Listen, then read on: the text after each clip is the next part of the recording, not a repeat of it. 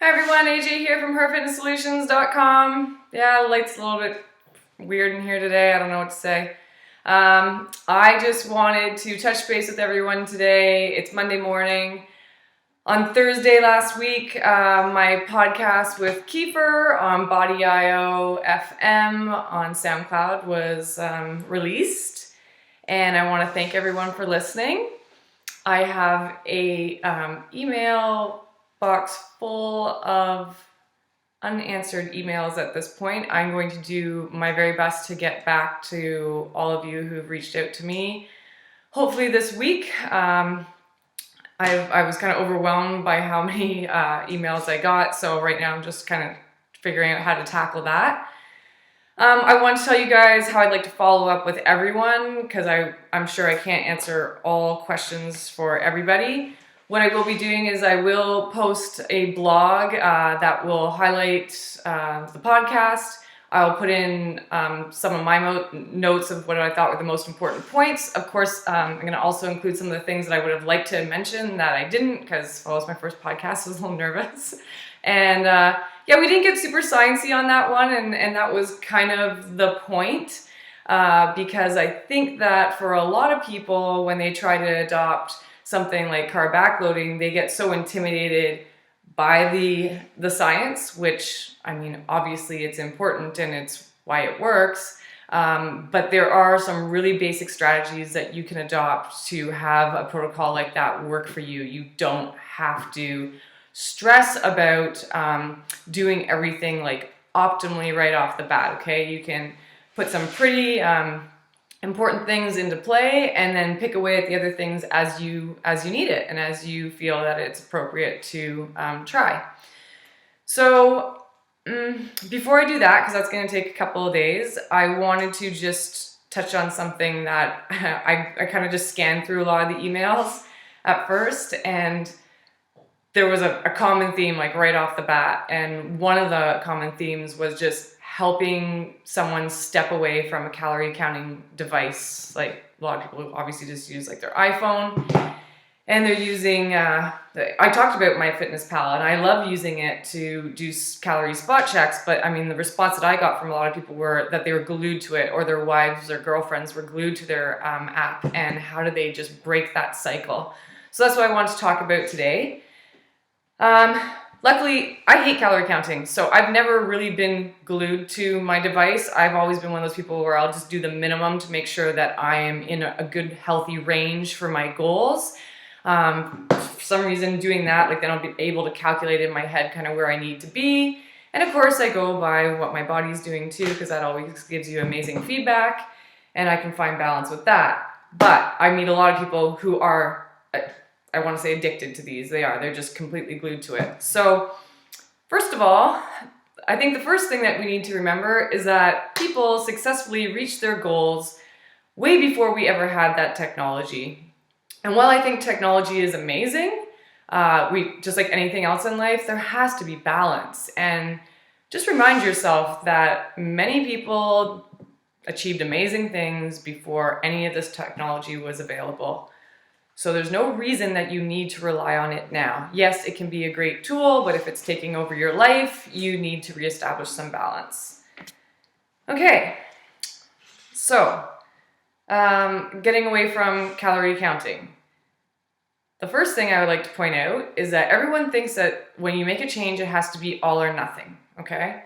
And that's not the case. If you really are that anxious about stepping away from counting calories, do yourself a favor.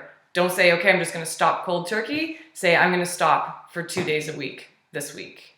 See how that goes. Maybe the following week, it's 3 days a week. Before you know it, you might only be doing a calorie spot check maybe every 2 weeks, just to make sure that not only are you maybe not even eating too much, but that you're eating enough, right? Because you don't want to be so afraid of the transition that you're not going to eat as much as you should be. So don't go cold turkey. If it's really that big of a deal, start with Monday and Tuesday, or start with whatever days make you feel comfortable, and go from there. Another thing I'm going to suggest is that if you are a grazer, it will be a little bit more difficult, I believe, to step away from your counter.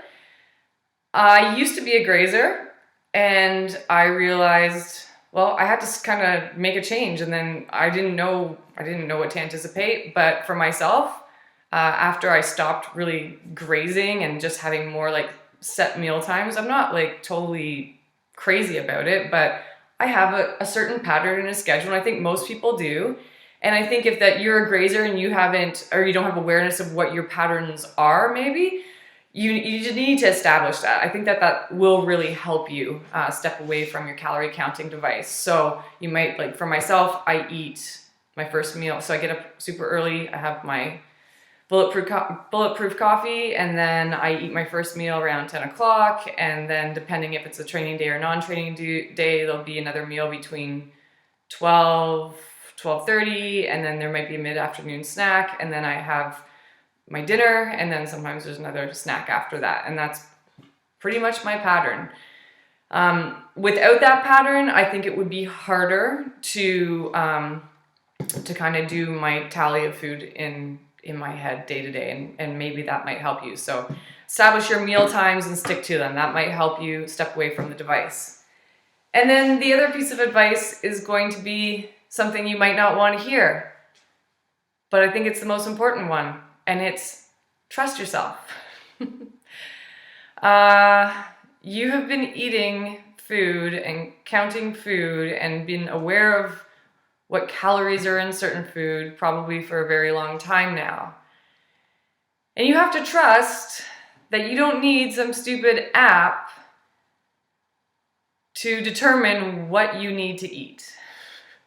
And the only way that you are going to build that trust with yourself is trying it. There's no other way. You're going to have to get out of your comfort zone. You're going to have to trust that you know what you should be eating. You're going to have to do that for a period of time to realize that there's not going to be this huge consequence of not counting calories every day. And with that, you will gain trust in yourself. And trust in your knowledge of food and what your body needs. I always relate things back to sports. Unfortunately, maybe some people can't relate to that, but sports taught me a lot about myself. They taught me a lot about the learning process. They taught me how important it is to get out of your comfort zone, to learn anything and to grow. And really, that's all it comes down to. It's you got to take that leap of faith. I remember like when I was trying to learn certain jumps on the motocross track, and yeah, absolutely, they might not always go as planned all the time. You may take off the jump and everything might go well, and then you look down the landing and you're about to land on this big rock, which anyone that's done anything like that knows that is not a good thing. But maybe you might crash. That could happen, but you're gonna pick yourself up and sort that out. But what's amazing is when something like that's so scary and so random happens, the amazing thing is seeing how your body subconsciously responds to that. And, in that specific scenario, your body positioning is going to adjust. You're going to pull in your clutch. You're going to shift down if you need to. You're going to brake the way you need to. You're going to steady your bike by steering it in some way. And it all happens so quickly on a subconscious level. It's amazing because that experience itself is where you learn to trust your body and your subconscious and your muscle memory. And just experiencing that is going to give you the confidence that you need to step away from things that you rely on and get out of your comfort zone. So I know that the last thing you want to hear is that you're going to have to get uncomfortable and just try it, but really, might be what it boils down to in the end. So I don't want to go on too long. I just want to provide that little piece of advice for some of you that are struggling with that, because it seemed to be a really common theme with the emails I got. Another thing I'm going to do is I referred to a PDF about like measuring food portions with your hands, which is really good for a beginner too. And also good if you're just stepping away from calorie counting. So that's a precision nutrition PDF, and I will link it in the comments to this video blog, so you guys have that for a reference. Anyway, this video is way too long already, so I'm out of here. Talk to you later.